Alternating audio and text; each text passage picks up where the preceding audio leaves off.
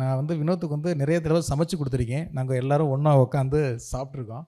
எனக்கிட்ட வந்து assistant director வாய்ப்பு கேட்பாப்புல அப்போ வினோத் வந்து. அப்போ வந்து வேறு உட்கார வச்சு நான் சந்தோஷ் பிரதர் அவருக்கு அட்வைஸ்லாம் பண்ணியிருக்கேன். பிரதர் நல்லா கண்ணை பார்த்து பேசுங்க வினோத், ஏன் இப்படி இருக்கீங்க, ரொம்ப சைலன்ஸாக தான் இருப்பார், பேச மாட்டார். ஓகே சார்ன்ட்டு கீழே தான் பார்ப்பார். அப்புறம் வந்து வர்றதில்ல, நான் டேரக்டாகி பிஸி ஆகிட்டேன். அஞ்சான் படத்துக்கு வந்து அது ட்ரெய்லர் ஏதோ ஒரு வியூஸ் நல்லா போச்சுன்னு ஒரு ஃபங்க்ஷன் வச்சுருந்தாங்க. அந்த ஃபங்க்ஷனில் வந்து நாகேந்திரன் இறந்து போயிட்டார். நாகேந்திரன் வந்து இவர் பார்த்து வினோத் பிரதர் பார்த்து, சார் எப்படி இருக்கீங்க அப்படின்னாரு. நல்லா இருக்கீங்க, என்ன ஆளே காணும் அப்படின்ட்டு. அப்போவும் இல்லை சார் கொஞ்சம் பிஸி ஆகிட்டீங்க, ஒன்றுமே சொல்லலை.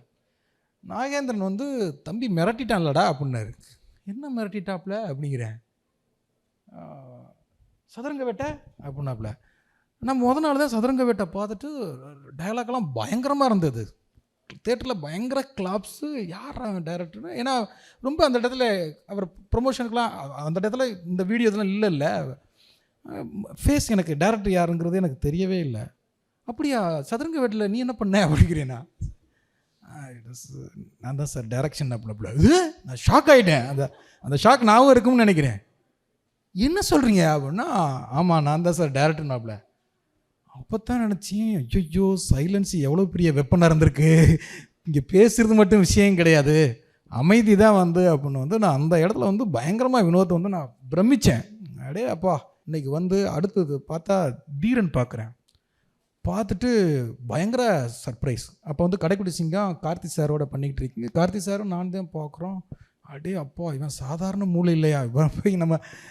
அப்போ பார்த்தா அஜித் சார். அதுன்னு வளர்ச்சியை பார்க்கும்போது எனக்கு பிரமிச்ச இயக்குனரில் வினோத் ஒரு ஆள். அதே மாதிரி தான் ரஞ்சித்தும் வந்து என்ன நாங்கள் மொட்டை மாடல உட்காந்து பேசியிருந்தாலும், கபாலி பண்ணும்போது ரஜினி சார் படம் பண்ணும்போது அடுத்து காலா அதுன்னு பார்க்கும்போது அவர் மேடையில் பேசுகிறது, அவருடைய அரசியல் அது இதுன்னு, ஏய் என்ன நானும் திரும்பவும் பேசிக்குவோம், என்ன நம்மளால் வேறு மாதிரி ஜோனில் போயிட்டுருக்காரு அப்படின்னு.